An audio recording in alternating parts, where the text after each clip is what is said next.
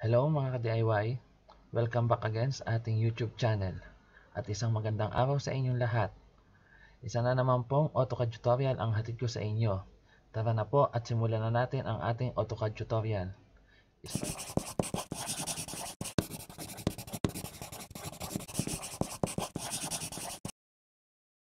Start nyo lang po ang drawing. Magpo-focus po ngayon ang ating tutorial sa modify. Bali po, ang gagawin ko ngayon, gagawa muna ako ng mga shape at line. Bali, ito po yung magiging focus ng tutorial natin para sa modify tools. Kung gusto nyo po akong sundan or gayahin yung ginawa ko, nasa sa inyo na po yun. Bali, gagawa muna po ako ng lines para sa ating reference tutorial. Una, gawa lang po ako ng rectangle, circle, at mga lines. Bale, parang nakaprehan yung natin, yung lines. So, kung gusto nyo po gawin siyang straight line or yung parang naka T-square, i-activate nyo lang po ang ortho natin. So, pwede nyo pong i-click dito sa may status bar natin o yung drawing status, or pwede pong mag F8 kayo para sa shortcut key. Ayan po. Hindi na po siya katulad kanina na kung saan siya pumupunta yung lines natin. So ngayon meron na tayong directional line. Ayan po. So i-click ko lang po to dito. And then escape ko lang para ma-terminate po yung mga command na line. At gagawa pa ulit ako ng isang line. Then isa pa.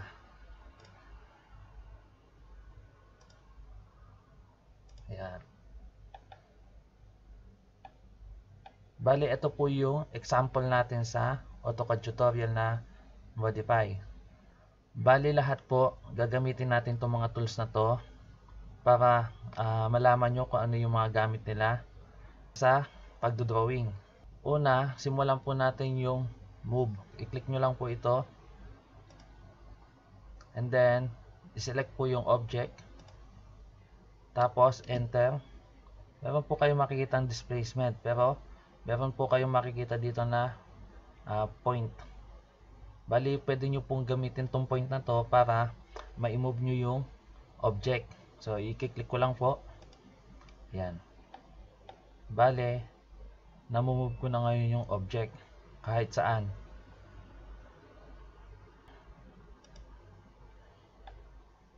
And then, yung copy naman.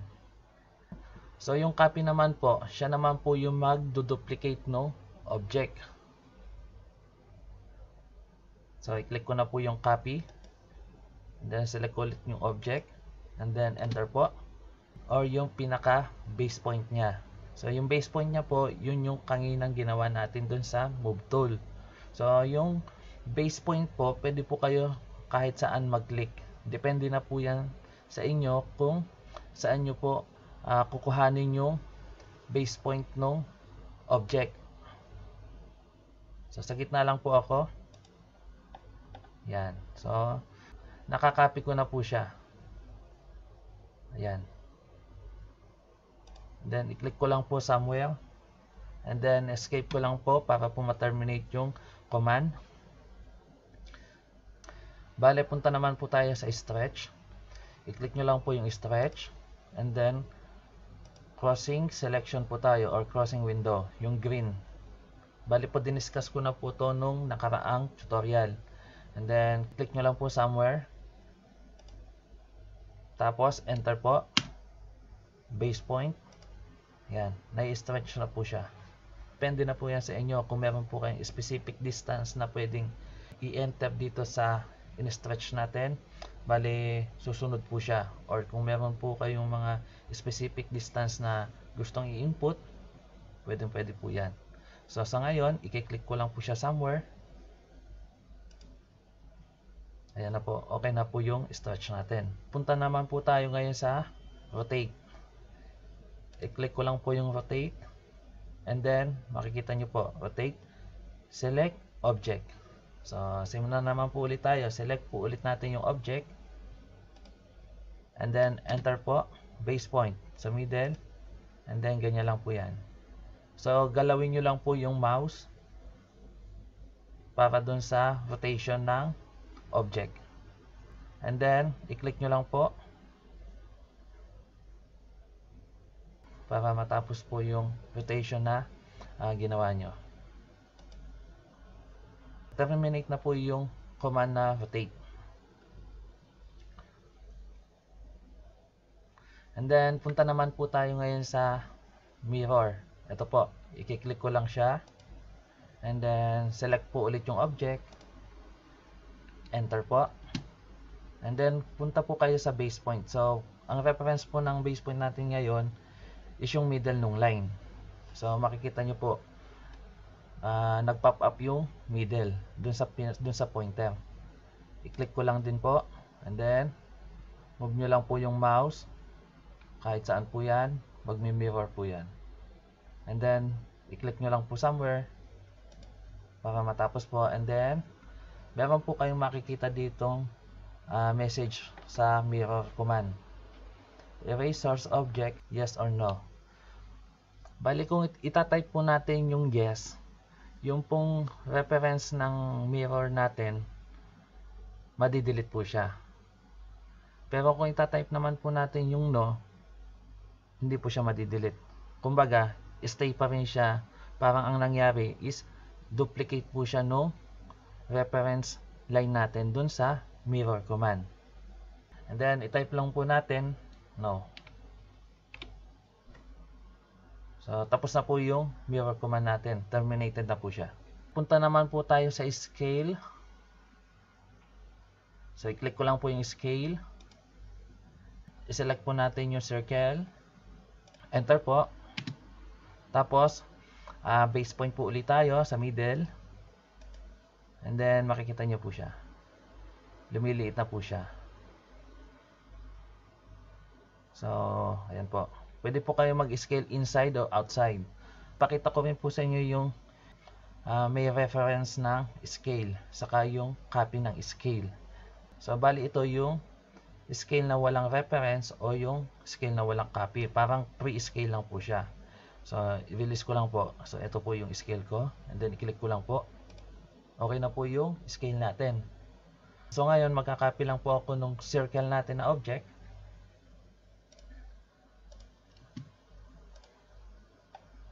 And then, dito ko lang po siya i-copy. Copy lang po ako ng dalawa. And then, press escape. Zoom in lang po. Zoom in. And then, punta ulit tayo sa scale command.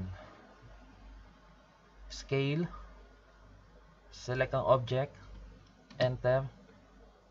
Base point. I-click lang po ang copy. Yan. Yan po yung copy.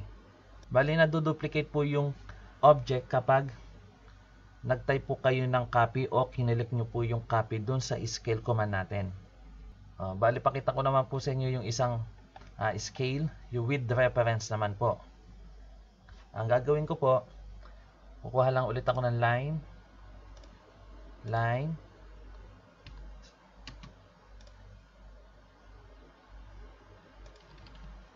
So, bali po yung scale natin ngayon, itong ginawa kong line na to, ima-match ko yung height o yung diameter o yung dimension ng line natin dito. So, ipakita ko po sa inyo yung scale with reference point po. So, i-click ko lang po yung scale command.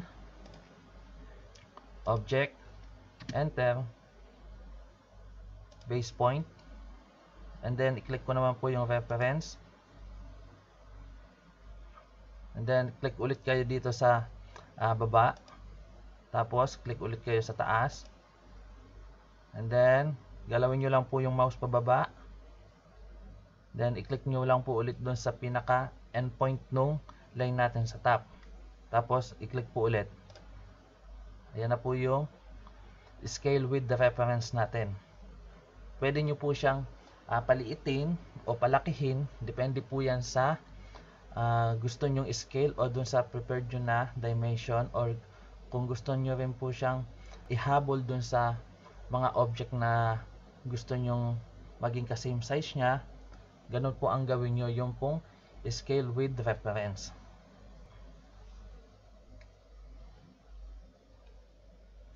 Punta naman po tayo sa trim. So dito lang, punta tayo dito sa line na ginawa ko. Move ko lang po to. Move ko lang para medyo malapit. Sa trim naman po, ito. Meron tayong dalawang klase ng trim. Isang trim, saka extend. So punta muna po tayo dun sa trim. Enter. Ayan po. Bali, natitrim po siya. Pwede kayong magputol ng line. Pwede po kayong magputol ng line kahit saan. Gamit lang po yung trim. Yan po. So, ito po. Example ko na. Sinelect ko na po yung line natin. Naputol na po siya. And then, enter lang po. So, punta naman po tayo sa trim with extend. So, i-click nyo lang po to. Extend. And then, select po yung object. Enter. And then, yung line po na i-extend nyo. So, i-click nyo po. And then, enter. Okay na po siya. Na-extend na po yung line dun sa reference line natin. Hindi na siya ngayon putol. Bali, diretso na siya. So, kung meron po kayong mga line dyan na broken, o yung gusto nyo siyang i-extend, or yung mga line na putol, gamitan nyo lang po ng trim with extend para maidugtong nyo yung line dun sa kabilang side. Punta naman po tayo sa delete command. So, ito po yun. Gawa lang po ulit ako ng line.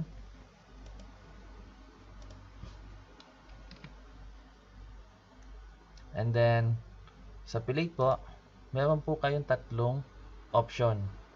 Isang fillet, chamfer, saka blend curves. So, isa-isahin po natin yan. Punta muna po tayo sa fillet. Okay. Yan. So, kung makikita nyo po, kapag kinilik nyo yung isang line, meron na kayo kagad na preview. Yan. So, ayan na po yung fillet natin ngayon. Bali, pinagdudugtong nila yung dalawang endpoint o nag-extend yung isang line. So, punta naman po tayo sa fillet with chamfer. So, i-click nyo lang po yung chamfer. And then, click po kayo ng isang line. And then, i-type nyo lang po yung distance or angle. Kapag hindi po kayo dito nagbigay ng value, yung fillet po natin magiging katulad nito. Ito po. Wala po siyang distance or value. Ano lang siya, 90 degrees lang po yung magiging chamfer niya.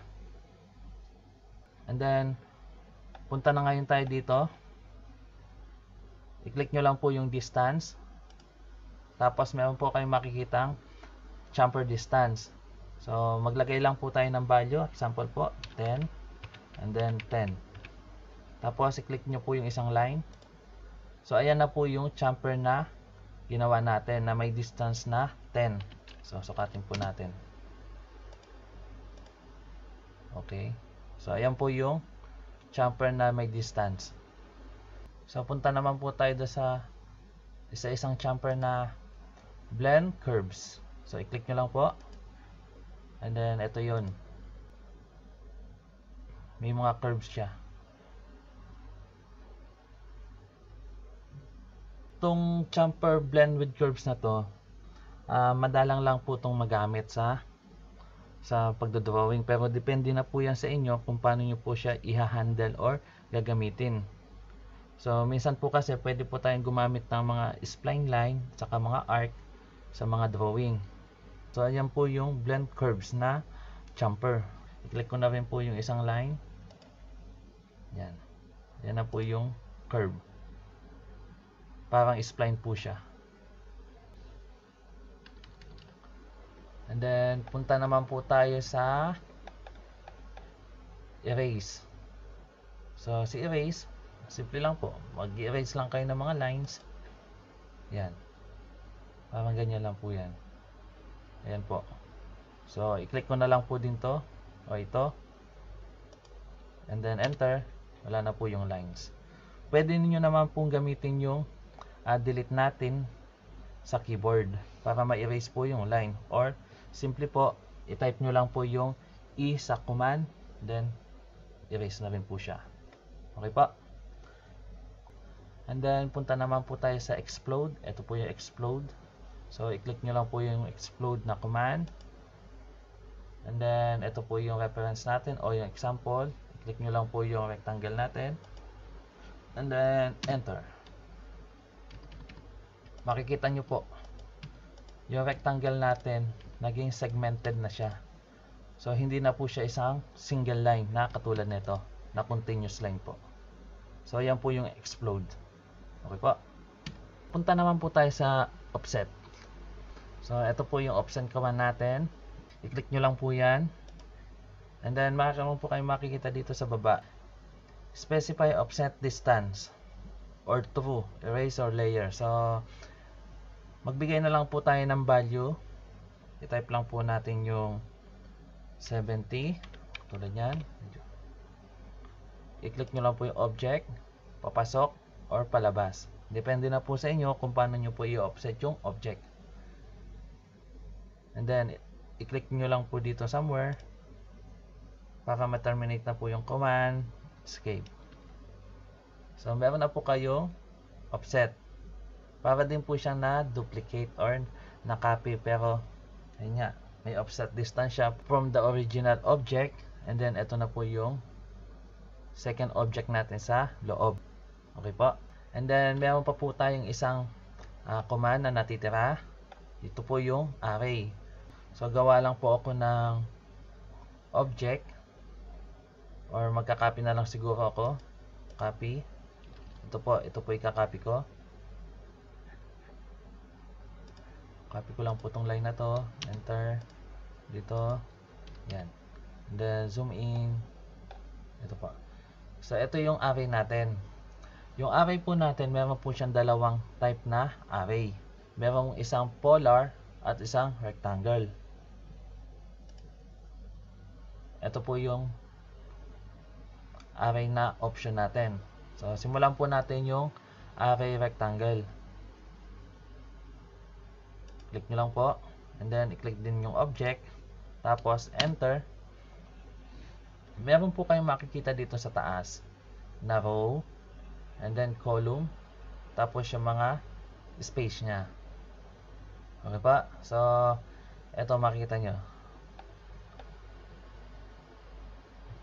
Tatlo yung rows nya. And then, ang column, 4. So, ang gawin natin, adjust natin itong column in between.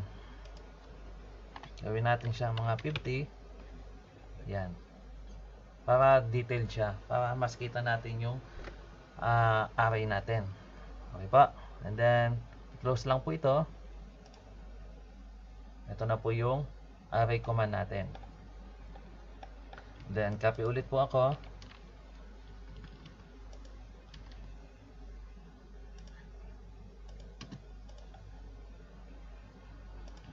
Punta naman po tayo sa array polar. So, sa drop down, click nyo lang po itong polar. And then yung object, enter, base point, yan. Yan po yung array polar natin. So, pwede nyo pong dagdagan itong mga lines na to. Depende po yan sa inyo kung ilan lines po yung gagawin nyo para sa array polar.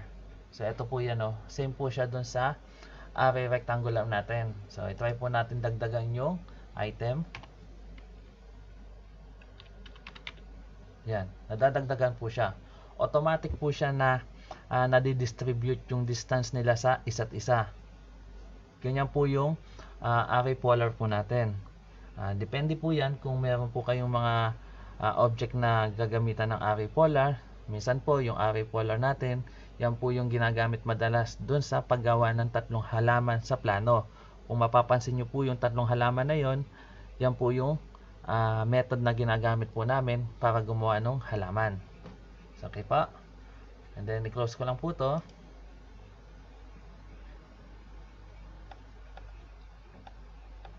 So, bali pumunta po tayo ngayon sa array with path. So, ang gagawin ko po, kukopyahin ko po itong object na to. Copy ko lang po yan. And then, zoom in. Gawa lang po ako ng line. Ayan po. So, ito na po yung gagamitan natin ng array with path. So, i-click ko lang po yung drop down. I-select ko lang po yung path array. Select po yung object. And then, enter po. And then, select nyo po yung path. So, makikita nyo po, ang daming naging object. Bakit po? Kasi yung in-between ng dalawang line is 1 lang. So, papalitan po natin yung value ng distance nila. So, type nyo lang po yung gawin natin 50.